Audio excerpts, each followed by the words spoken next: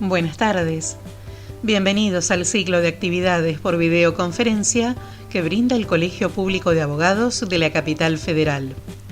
Hoy, como actividad organizada por el Café Jurídico, contamos con la doctora Silvia Guanón, que nos hablará de temas novedosos y complejos del derecho de las familias, proceso de compensación económica.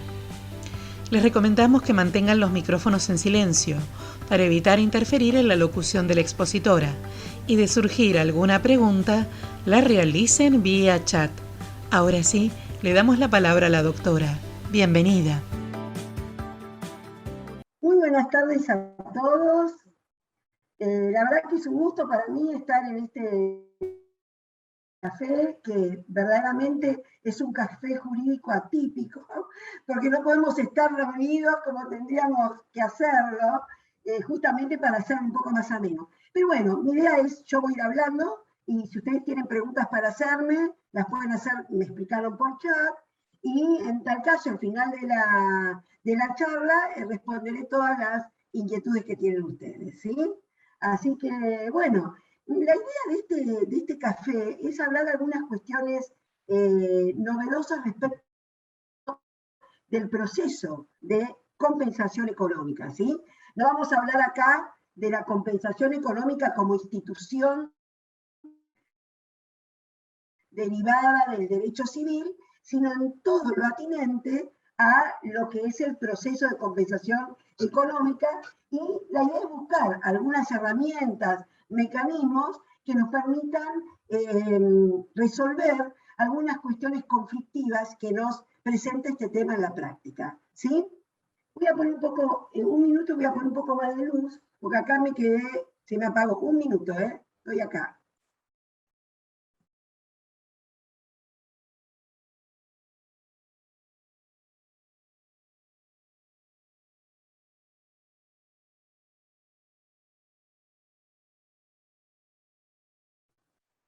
Ahora sí, se me había apagado la lámpara. Bueno, bien, fíjense que este es un proceso novedoso, ¿sí? Novedoso porque la realidad es que es una institución nueva que recepta nuestro Código Civil, ya sea para el matrimonio y el divorcio, en el artículo 424, 442, perdón, y para las uniones convivenciales. Ahí sigue en el artículo 524.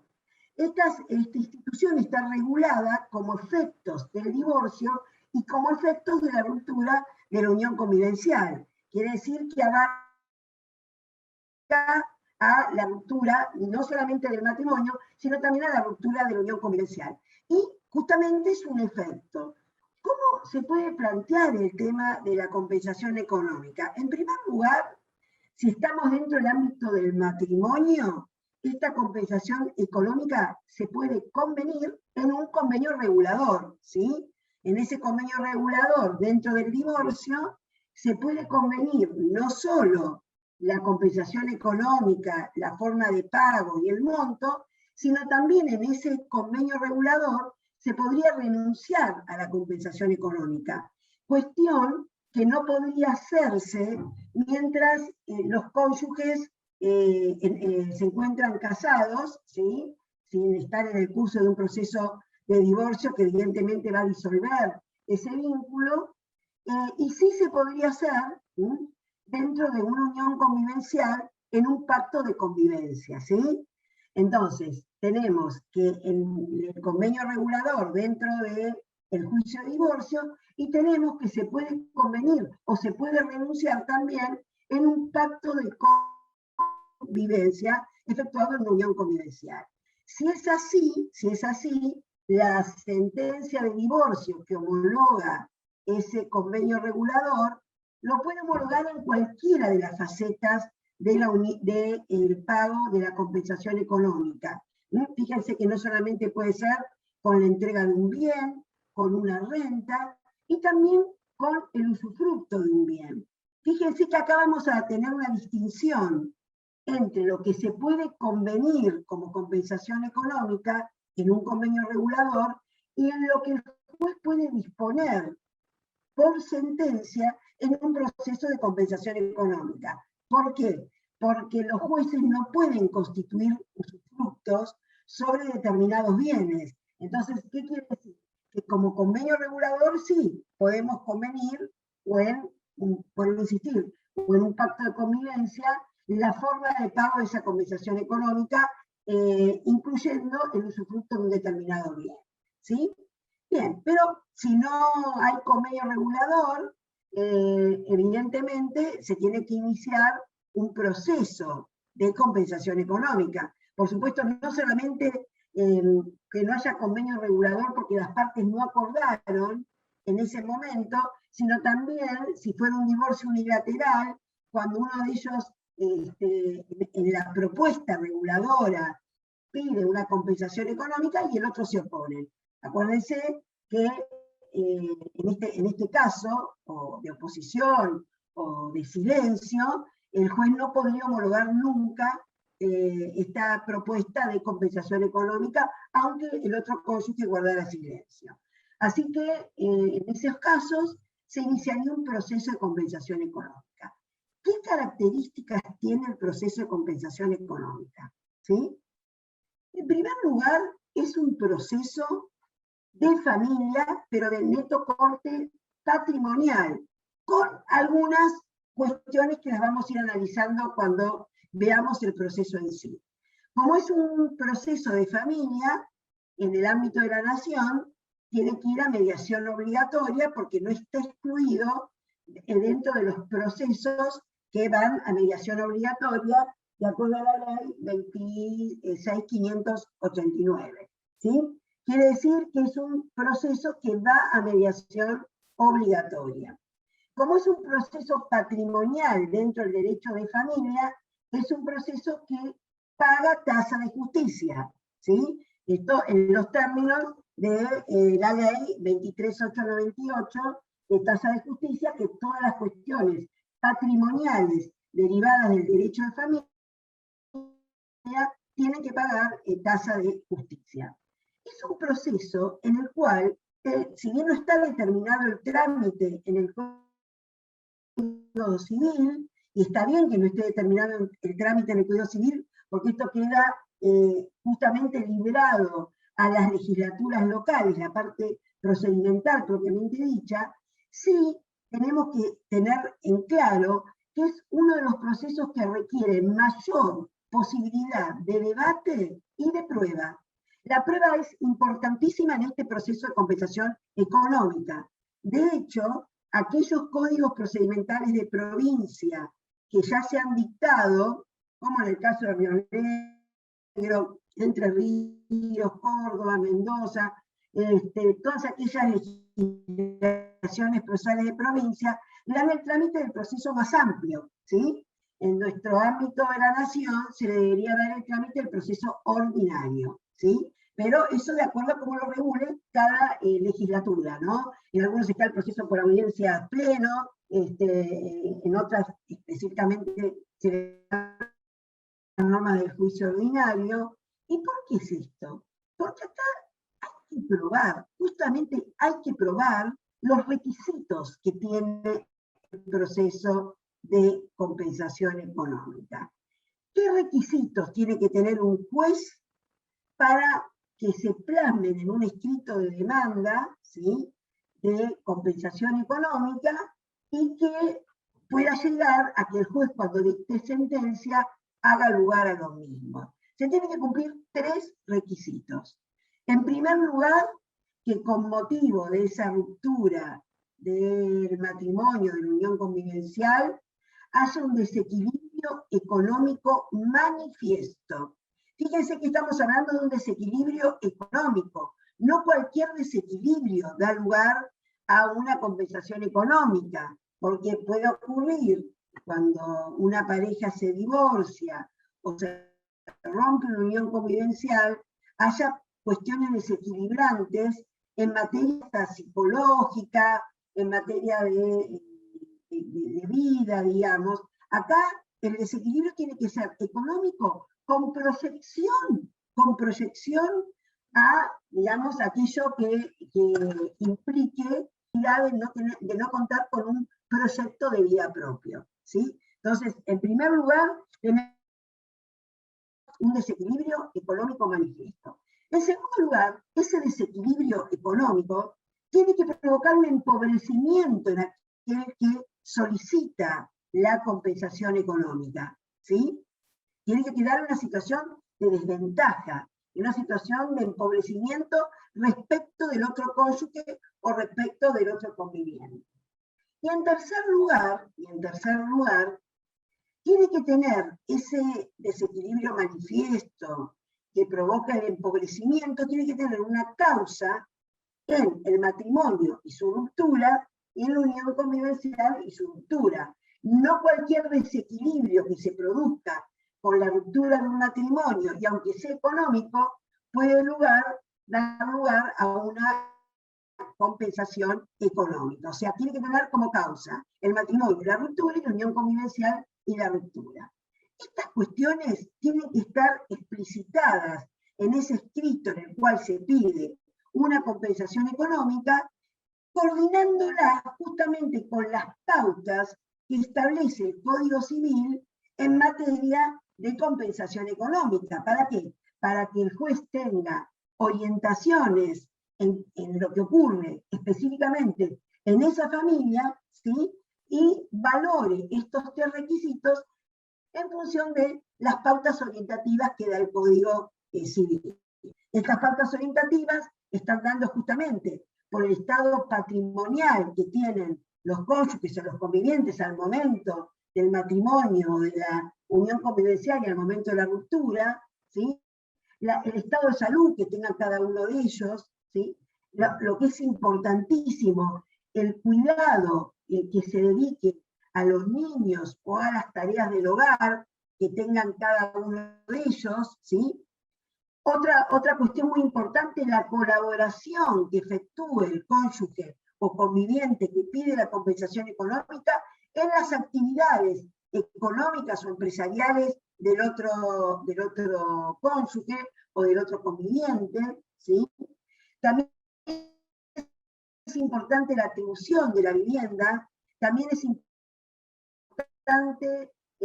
cómo se manejaron los roles dentro de esa familia, ¿sí? Porque esto de los roles es pero muy importante, sobre todo para poder aplicar en el caso del juzgamiento lo que sería la perspectiva de género, ¿sí? Porque la perspectiva de género, cuando un juez tiene que juzgar una situación determinada, quiere decir que el juez analice la prueba, valore los elementos que se han incorporado en ese proceso, de acuerdo a los roles que la sociedad, en forma histórica, ha dado a cada uno en esa familia, ¿sí?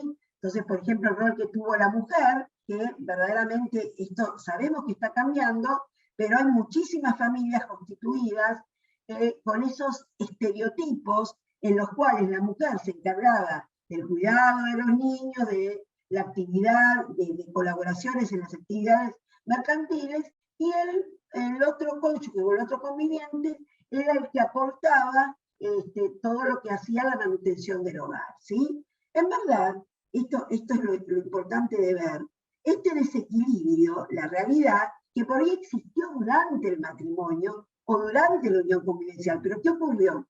Que se visibiliza en virtud justamente de esa ruptura. ¿Por qué? Porque cuando ambos constituyen un matrimonio o constituyen una unión convivencial, se establecen una serie de acuerdos entre los que están por ahí, que se rige una actividad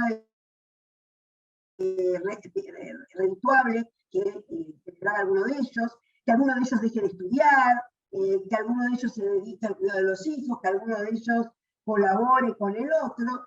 Esto, mientras existía ese affectio maritatis, ese cariño, estaba ahí.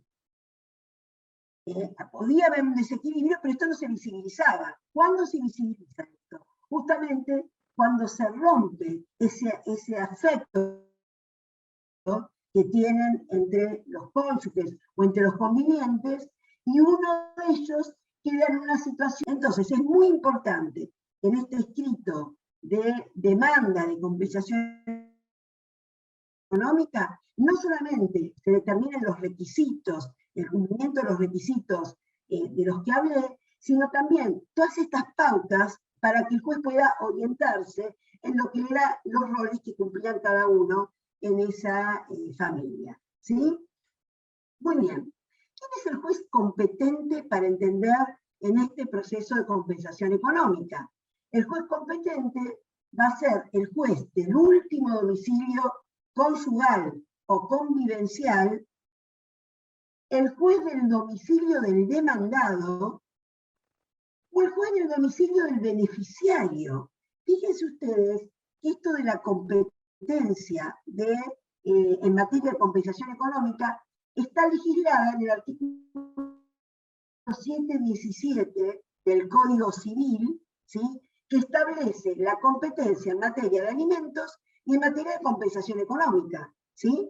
Y no hace distingo, con lo cual se podría iniciar una demanda de compensación económica ante el juez del domicilio del beneficiario. ¿Qué quiere decir esto? Del domicilio de la parte actora, ¿sí? Al igual que en materia alimentaria, ¿sí? Por supuesto que lo que no se aplica del 717 es el párrafo final que dice donde deba cumplirse la obligación alimentaria. Acá no estamos dentro de un proceso de alimentos, sino estamos dentro de un proceso de compensación económica, ¿sí? Con respecto a la personería, ¿sí?, no rige, como en el tema del divorcio, la necesidad de que se acompañe un poder con facultades expresas.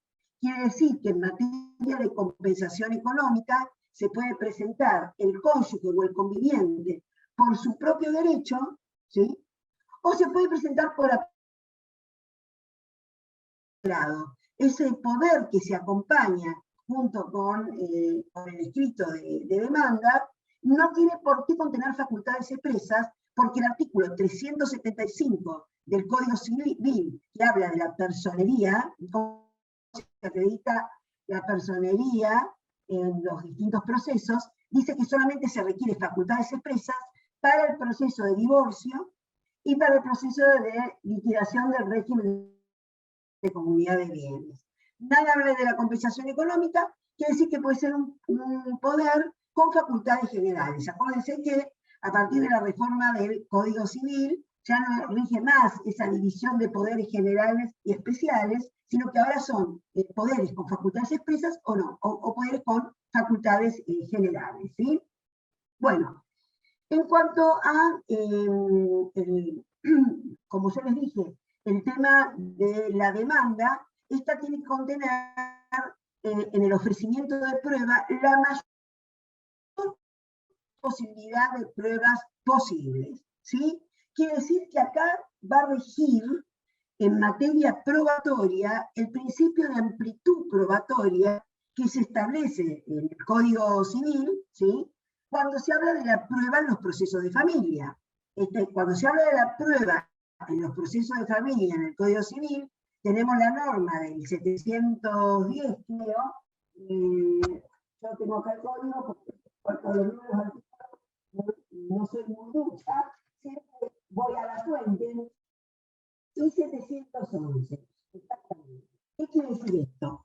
Que acá rige el principio del favor probationes o principio de amplitud probatoria.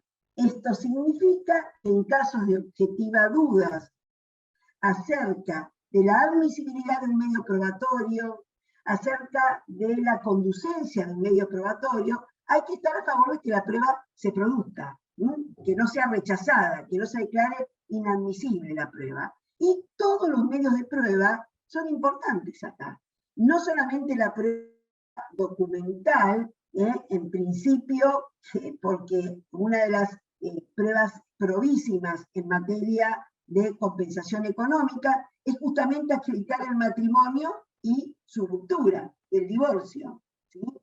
Más difícil es el tema en la unión convivencial, porque el matrimonio con la sola partida y el divorcio con la sentencia de divorcio, ya está acreditado este primer ítem en la compensación económica. Pero cuando se trata de unión convivencial, ustedes saben bien que casi un 90% de las uniones convivenciales no se inscriben, ¿sí? Porque si estuviera inscripta con acompañada inscripción de la unión convivencial en el registro y la ruptura, no habría ningún problema.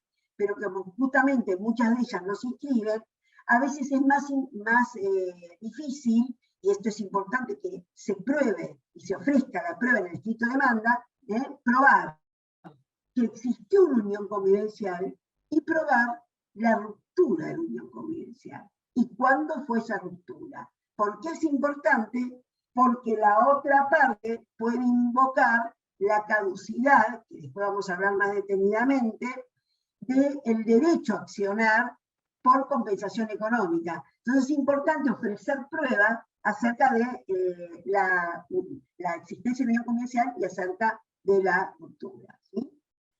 Luego, todos los medios de prueba. Acuérdense que en materia de prueba testimonial, ¿sí?, cualquier pariente puede ser ofrecido como testigo.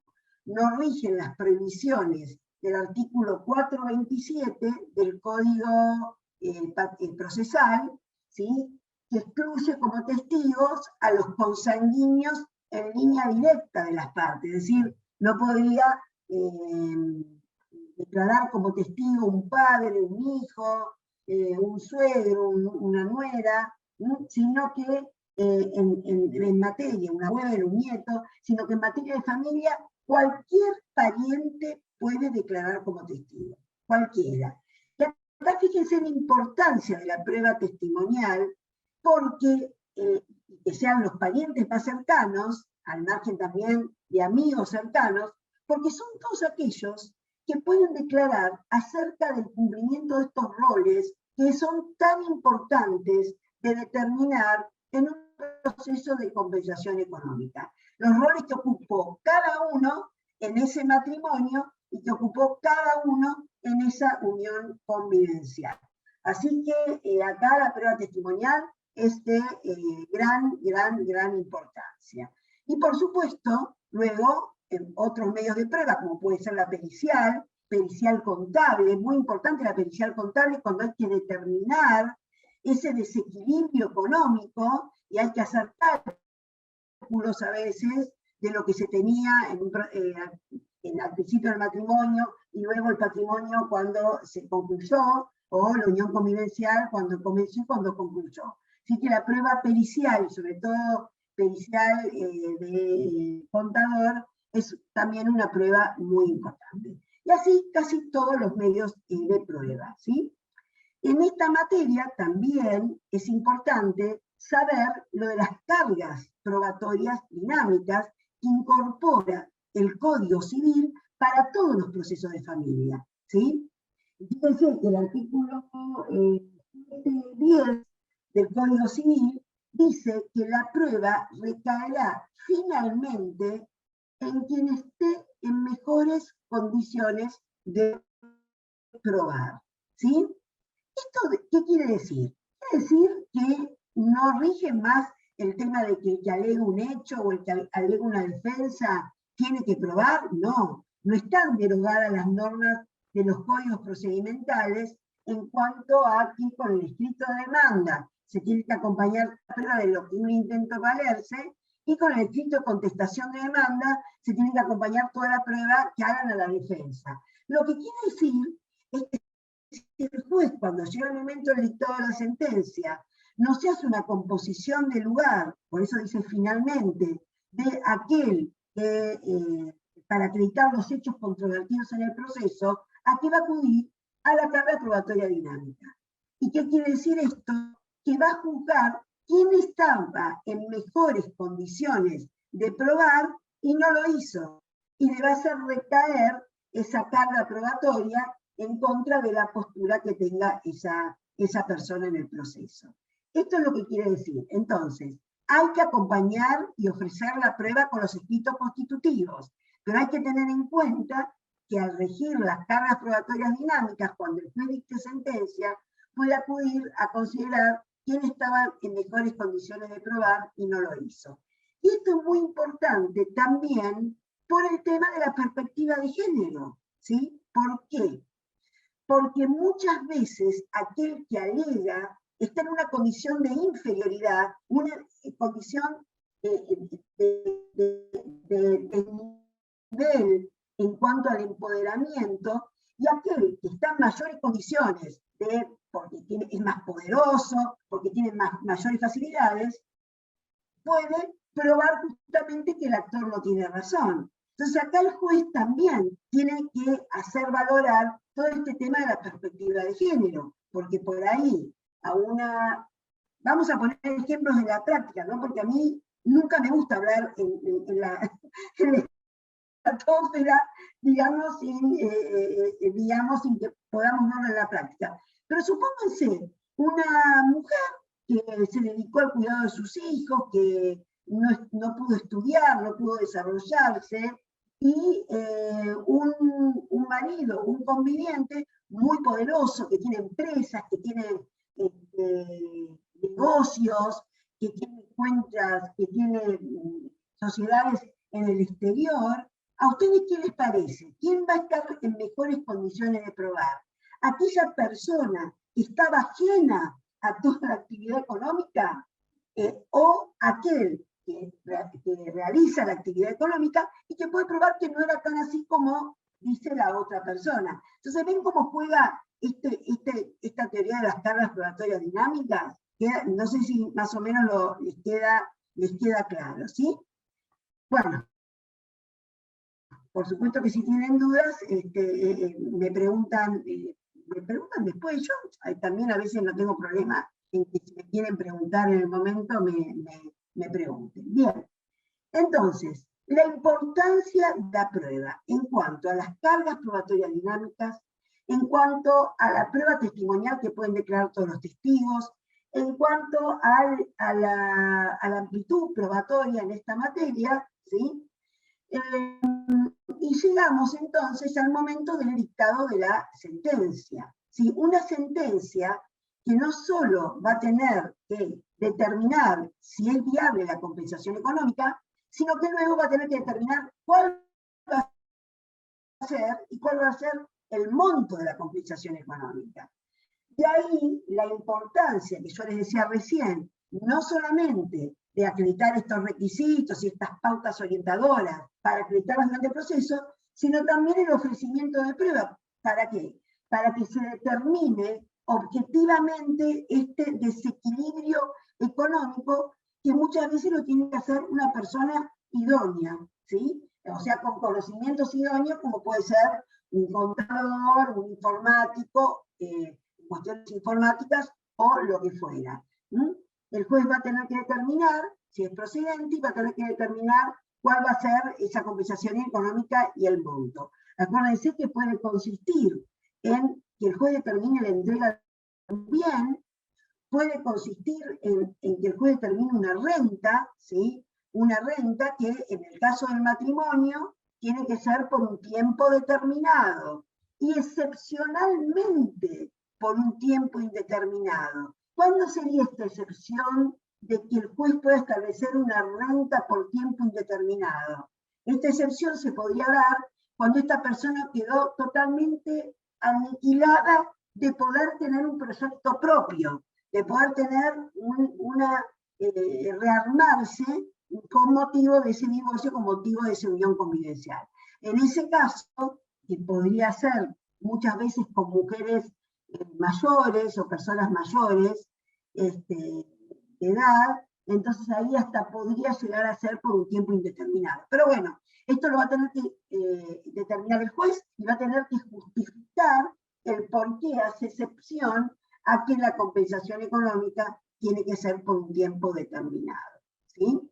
Y en el caso de la unión convivencial, tiene que ser por un tiempo que no dure más que los años de la unión convivencial. Esta norma puede llegar a ser atacada de que no respete, de inconstitucionalidad, o que no respeta las convenciones, porque muchas veces este desequilibrio económico, para que se pueda cumplir con el objeto de reequilibrar, ¿sí? De reequilibrar, muchas veces tiene que ser una renta mayor al tiempo por ahí que duró esa convivencia, que supone que haya durado 5 años. Pero bueno, estas serán cuestiones que se pueden plantear luego en la práctica de acuerdo a cada una de las situaciones, ¿sí? La forma de considerar el monto de la compensación económica se puede basar en fórmulas matemáticas, que esto ya casi ni se utiliza. Si ustedes ven los repertorios jurisprudenciales, en general lo que se utiliza es, digamos, la sana crítica, ¿sí?, dentro de cada posibilidad, de cada proceso y lo que surja de cada proceso. Por supuesto, esta sana crítica, como toda resolución judicial, tiene que basarse, ¿sí?, en fundamentos probados. ¿Esto qué quiere decir? Que hay que fundamentarlo, por más que sea la sana crítica, hay que fundamentar por qué se arriba a esa suma que se condena con motivo de una compensación económica. ¿Esto para qué? Justamente para posibilitar el derecho de defensa que tengan las partes que se puedan ver perjudicadas por el contenido de la decisión judicial y que puedan practicar la apelación directa. Esto con respecto, digamos, a el proceso propiamente dicho, pero yo quería dejar unos minutos para hablar del sistema cautelar también en materia de procedimiento de compensación económica. Porque acá tenemos dos grupos de medidas cautelares dentro de la compensación económica. Por un lado, tenemos las medidas asegurativas, ¿sí?, que son las medidas cautelares propiamente dichas, ¿sí? Son aquellas que aseguran la eficacia práctica de la sentencia que se dicte en el proceso de compensación económica. Estas medidas asegurativas se pueden solicitar con anterioridad a iniciar el proceso de compensación económica o durante, con el escrito de demanda o durante el trámite del proceso. Por supuesto que si se piden y se disponen con anterioridad, están sujetas a un plazo de caducidad. Esto hay que estar atentos, ¿no? Lo más factible es que se pidan cuando se inicia el proceso de compensación económica y consisten en el embargo preventivo, por ejemplo, del bien que se pretende como compensación económica cuando se dicte la sentencia, se entrega de ese bien, o alguna inhibición general de bienes, si se tiene el temor fundado de que la persona demandada es insolvente, ¿sí? Alguna intervención judicial, si hay que ver en unas sociedades o en la que forme parte el demandado, qué participación societaria tiene y cómo juega todo el tema de los dividendos y los beneficios que pueda tener en esas sociedades, ¿sí? Es decir, todas las medidas, prohibición de innovar, prohibición de contratar, cuando no se quiere que se contrate justamente el bien que puede ser objeto de entrega cuando se dicte la sentencia, entonces se impide que se contrate, que se alquile, ¿no? Porque si se alquila por 3 años para vivienda y la sentencia sale en 1 año o en 2 años, evidentemente no va a poder ser ejecutada. Fíjense que todas estas medidas, prohibición de innovar, prohibición de contratar, embargo preventivo, inhibición general de bienes, intervención judicial, son medidas asegurativas del posible crédito que surja de la sentencia que se dicte en el proceso de compensación económica, ¿sí? Y requieren, como todas las medidas cautelares, que se acredite la verosimilitud del derecho, el peligro de la demora y el juez va a evaluar el tema de la contracautela. La verosimilitud del derecho justamente se tiene que acreditar someramente que existe ese desequilibrio económico que produjo el empobrecimiento, que tuvo como causa el divorcio, la ruptura de la unión, el matrimonio, el divorcio, la unión convivencial y la ruptura, ¿sí? Hay que probar el peligro en la demora, es decir, que hay temor fundado en que se puede insolventar la parte demandada durante el proceso y que puedan desaparecer los bienes que van a ser objeto luego de decisión judicial, ¿sí? Y por último, la contracautela, que podrá ser real, personal, y en algunos supuestos juratoria, que el juez podrá determinar y que se evaluará de acuerdo a la calidad y monto, de acuerdo a la verosimilitud del derecho. Pero al lado de estas medidas asegurativas que puede pedirse y disponerse dentro de un proceso de compensación económica, nada impediría dar una compensación económica provisoria mientras dure el proceso de compensación económica. ¿Cuándo podría ocurrir eso? Cuando la persona queda verdaderamente en una situación de mucho desequilibrio económico, muy empobrecida, sin posibilidades de tener un proyecto propio, ¿sí? Sin posibilidades de construir un proyecto autónomo de vida. ¿Y qué ocurre? Esperar a que se dicte la sentencia definitiva, que luego va a ser apelada, y va a ser apelada libremente, y con efecto suspensivo, ¿no? Y luego va a ir a la Cámara, y luego la Cámara determinará, y resulta que la sentencia de Cámara se dicta a los 3 años de iniciada esa demanda de compensación económica, ¿y qué pasó con esa persona? Esa sentencia de compensación económica, por más que haga lugar a la compensación económica, ya no sirve, porque esa persona ya no pudo tener elementos, herramientas para tener un proyecto propio. Estas serían medidas de tutela anticipada, ¿sí? Son medidas que lo que hacen es anticipar provisoriamente, mientras dure el proceso, lo que va a ser objeto de decisión, ¿sí? Sería como si fuera un alimento provisorio, pero acuérdense que el alimento provisorio se basa en otra cuestión, que es la cuestión de la necesidad. Y acá hay una cuestión más objetiva, que es un desequilibrio económico que le impida tener un proyecto propio. Si ustedes estudian un poco con detenimiento el tema, van a ver que algunos autores consideran que no puede haber compensación económica provisoria durante un juicio de compensación económica. Yo no comparto esa idea, y no la comparto porque mientras se prueben los presupuestos que hacen al sistema cautelar, es decir, una máxima verosimilitud del derecho, como yo les dije a ustedes, ¿sí? Un grave peligro de la demora que va a estar dado, porque el transcurso del tiempo haga que cuando se dicte la sentencia, ya esa sentencia no pueda hacer efectivo el derecho que se está pidiendo en la demanda de compensación económica, ¿sí? Y en estos casos, la contracautela tendría que ser una contracautela juratoria, ¿sí? O eximirse por ahí de una contracautela, porque fíjense que si una persona está en esa situación y está pidiendo la compensación económica provisoria, no se le va a imponer una contracautela de dar un bien o una gran suma de dinero en banco, ¿sí?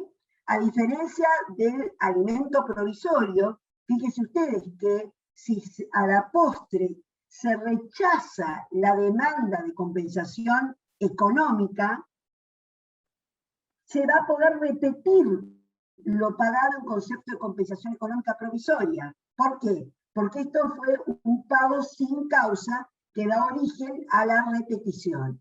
A diferencia de lo que ocurre en materia alimentaria, que el alimento sí es irrepetible. Pero la compensación económica se podría repetir aquello que se dio como compensación económica provisoria, ¿sí? Esta compensación económica provisoria va a durar durante el tiempo que fije el juez, que le permita provisoriamente rearmarse, o hasta el dictado, en su caso, de la sentencia definitiva que haga lugar o que desestime la compensación económica. Acuérdense que esto, y relacionado con el tema alimentario, justamente para que no haya confusiones, que en materia de matrimonio y de divorcio, existen los alimentos post-divorcio. Estos alimentos post-divorcio se dan en dos supuestos, dos únicos supuestos, que están legislados en el artículo 434 del Código Civil, que son cuando hay una falta de recursos que le impidan sostenerse y el otro cónyuge tiene recursos para poder solventarlos, y cuando existe una enfermedad grave preexistente, ¿sí? En la enfermedad grave preexistente puede subsistir el alimentos con la compensación económica. Nada impide que haya alimentos divorcio fundado en una enfermedad grave preexistente y compensación económica, ¿sí? En cambio, el alimento que se refiere a la falta de recursos, que sería la del primer inciso, o el inciso, digo, creo que es el inciso 434,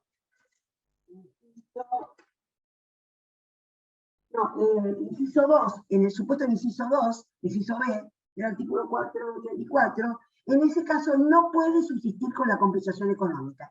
Quiere decir, que si había una cuota provisoria de alimentos entre cónyuges, si se dicta la sentencia fijando una compensación económica, queda sin efecto la obligación alimentaria.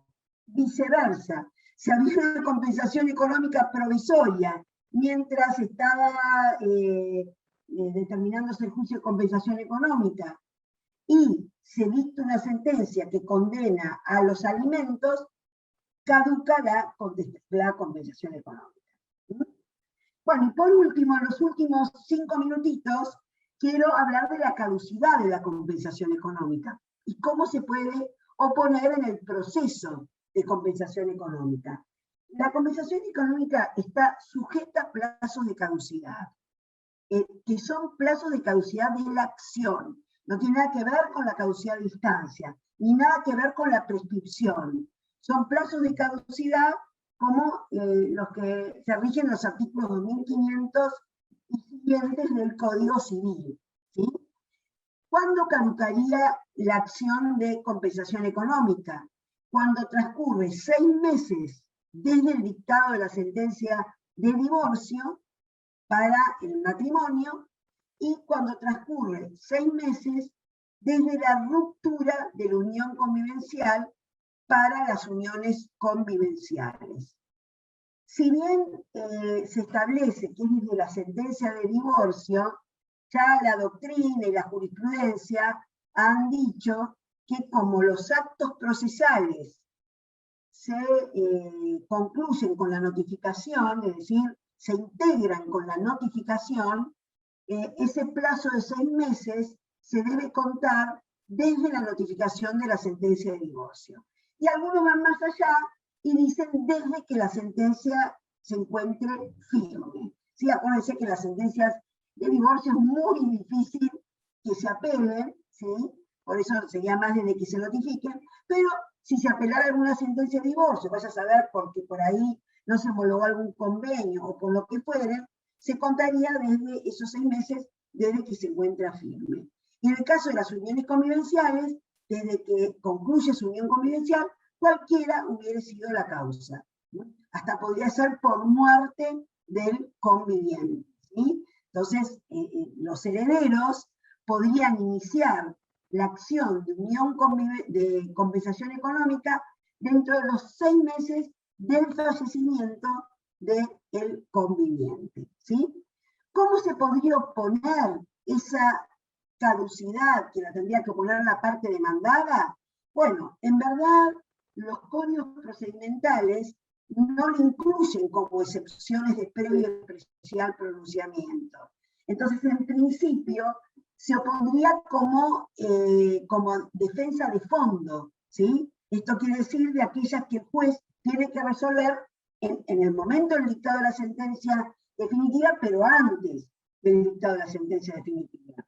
Ahora bien, es real que hacer someter todo un proceso para luego, cuando se dicte la sentencia, determinar que estuvo caduca la acción, sería verdaderamente un despropósito y atentaría hasta contra la economía procesal.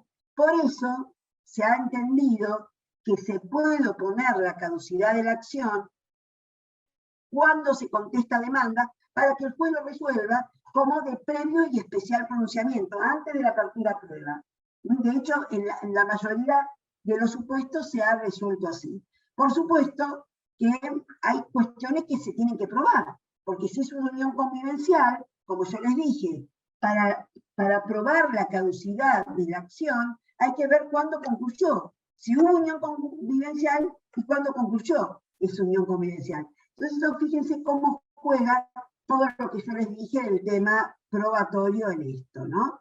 En verdad, la caducidad de la acción, a diferencia de las prescripciones, no tienen plazos de suspensión y de interrupción, en principio, ¿sí? O sea, ustedes saben que la prescripción hay unas normas específicas donde se fijan plazos de interrupción o de suspensión.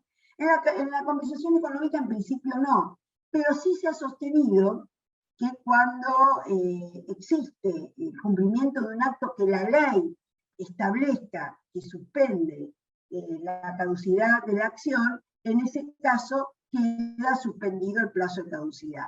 Por ejemplo, con la ley de mediación obligatoria, que establece que la mediación obligatoria suspende, creo que es el artículo 18, que suspende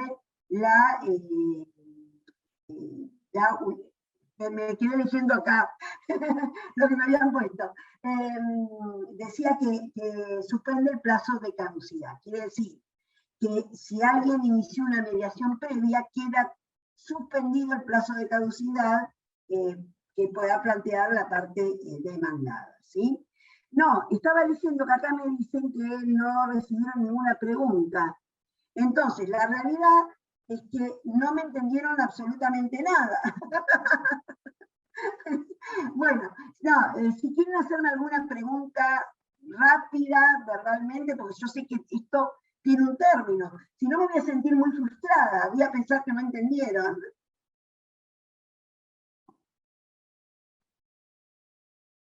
Escucho, estoy a la escucha de si existió alguna pregunta que hayan querido hacer. Doc, las Sí. preguntas son por escrito únicamente. Ah, no, acá no se levanta la mano, nada. No. Entonces no hay ninguna pregunta, Emiliano.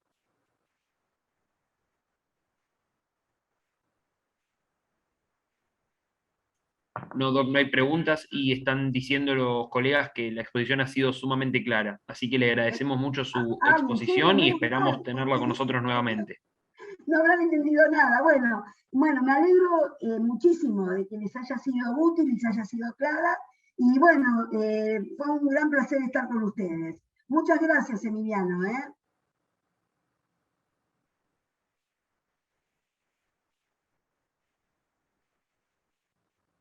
Voy saliendo entonces.